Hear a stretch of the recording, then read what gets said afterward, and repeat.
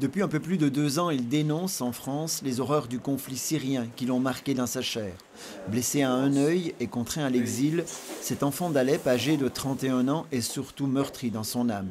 S'il se destinait au métier de géographe, sa passion pour la photo de paysage s'est transformée en protestation contre le régime en place. Ça, régime Bachar al-Assad.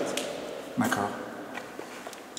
Taxi comme ça, sniper. Ah, il a mis Et après, Ce chauffeur de taxi, c'est un peu le symbole de l'absurdité de la guerre. C'est souvent le cas pour ce genre de photos.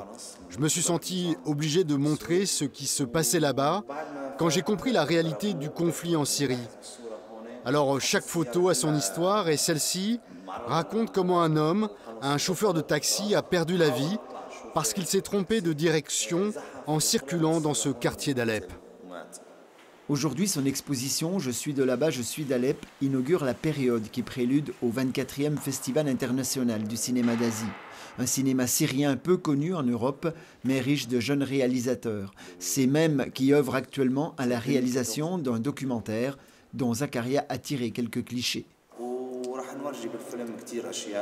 C'est un film documentaire sur la vie de ce quartier saladin à Alep, comment les enfants ont vécu de 2011 à 2017, avec un suivi de leur quotidien, ceux qui sont restés sur place et ceux qui ont fui en Turquie. La Turquie, où se sont réfugiés de nombreux exilés syriens désireux de gagner l'Europe et la France, après avoir tout perdu chez eux, et qui soulève l'autre question tragique née des 15 ans de conflit, l'accueil des migrants, une question toujours pas résolue.